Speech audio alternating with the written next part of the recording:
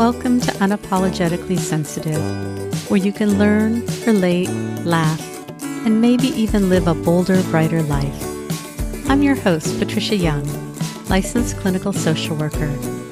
This is a weekly podcast where we explore the strengths we have because of our sensitivity and some of the challenges it poses as well. The information in this podcast is not a substitute for help from a licensed mental health professional. Hey there. This is bonus episode 42, and I want to talk to you today about how when we're kids, if we grow up not having a language for feelings, we often end up using things and belongings as a way to substitute for relationships and feelings. I don't know how else to language that, so let me explain. If you listen to episode 24, I think it's 24, the episode that Laura Carr and I did about the 20 years where we didn't talk. When we stopped being friends, she kept everything. I got rid of everything. Because when I grew up, we didn't talk about feelings, so the way that I would deal with loss was by getting rid of things. But as you've heard in prior episodes, I have a lot of energy around my stuff. Don't touch my stuff, don't move my stuff, don't throw out my stuff. And I think that's really how I learned to try and get control or mastery, because we weren't talking about feelings. So how does this relate to what's going on today? There are a couple things.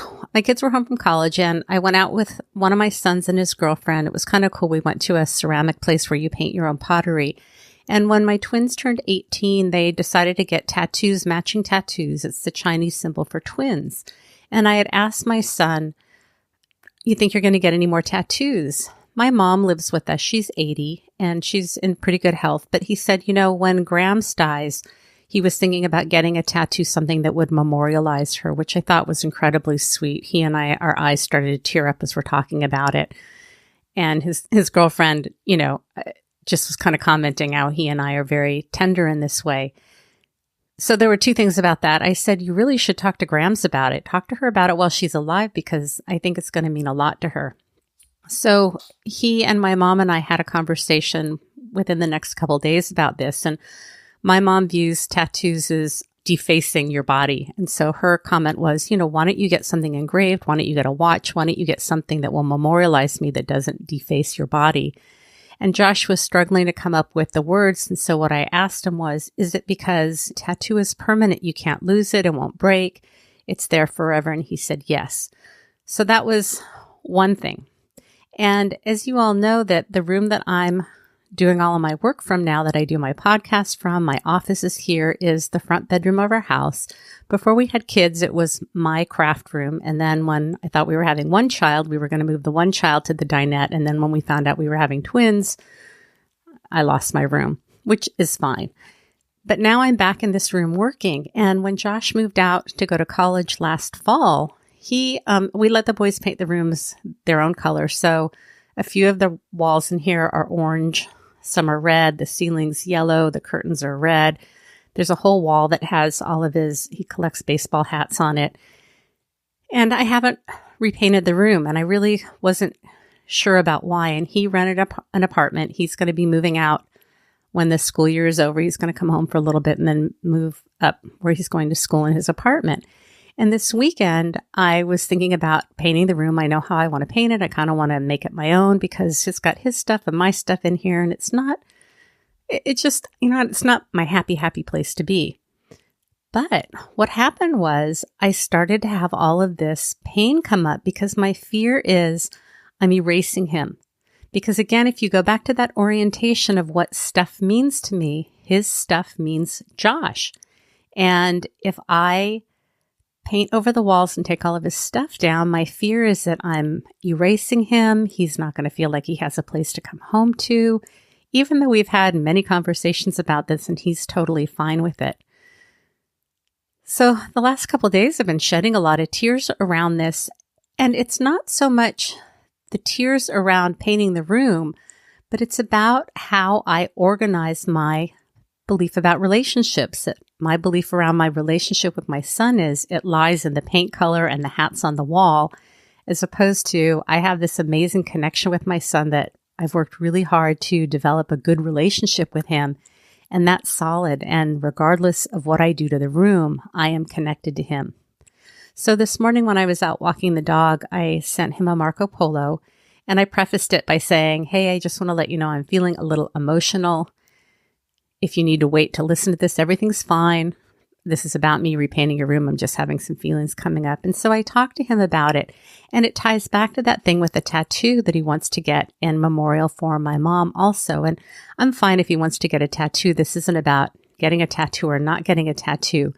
But I can see how this belief of things are how we commemorate relationships. And so in the same way that I'm having a challenge wanting to repaint his room and move his things out, he's wanting that sense of permanence to memorialize my mom when she dies so that that's a part of him. There's not a right or wrong about it, but I really wanted to bring it to his attention and to say, I really want you to be able to do your life and your relationship with things differently than I do. I mean, we're already very, very different. It's kind of fascinating to me that I was talking to my other twin about his room and this process of wanting to paint the room that I'm in. And with my other son, he and I are very similar, that his space is really important. He spends a lot of time and care in his space. And I know that I would not move stuff around in his room. I'm not going to repaint, even though he's going to be getting his own apartment. I know for him that his space is really important. We all have a different relationship to things and what it means to us. I sent this polo to my son. I was tearful and just telling him what my thoughts were, and that really it's about my relationship and being connected to him, and paint is not going to change that. And it just was such a blessing because he listened to that polo on his way to class this morning, and he sent a polo back to me. And I said, I'm not asking you to give me permission. I just am wanting to share and hoping that you can have a different relationship with your stuff. But he was so incredibly responsive to what I had shared, and he addressed our relationship. And, you know, I share this stuff with you because I think that we all have lots of ways that we have figured out how to try and stay connected and how we get meaning and how we navigate through the world. And I think the more awareness that we have around what we're doing, it's not about painting the room or not painting the room or getting a tattoo or not getting a tattoo. It's about the meaning. What does it mean? And for me around the room, my connection to my son is not in the paint and it's not in his hats. It's about what we've worked to establish in that relationship that I have in my heart with him. So what I would invite you to do is to think about, how do you show that you care in relationships? Are you attached to things? Are you not attached to things? Do you provide time to people or energy? You know, how do you show that you care with people? I mean, I feel like I'm really good about communicating with people and having very good relationships with people. And I have a lot of stuff around my stuff. So where in your life is this showing up? Is it working for you? Is it not working for you? Are there things that you need to say to people that you care about? Do you tend to get rid of stuff because that's how you sort of deal with uncomfortable emotions? It's just an invitation to get curious and to really start seeing, are there other ways that we can have that sense of connection that are more important without making it about stuff? So I hope you found this helpful. As I keep telling you, I'm working with another clinician. We're going to be getting some online groups together for highly sensitive people. We're going to meet in an online community, just 6 people per group, probably for 3 months at a time, an hour and a half each week. There is going to be a charge, but it's significantly less than what it would cost if you came to see either one of us as clinicians. And that in that 3-month time, it really gives everybody a chance to work on the skill set that we're working on in the group, and to develop a sense of community. If you have any questions or comments, feel free to reach out to me at unapologeticallysensitive@gmail.com. Remember, sensitivity is nothing to apologize for. It's our superpower. Have a blessed day.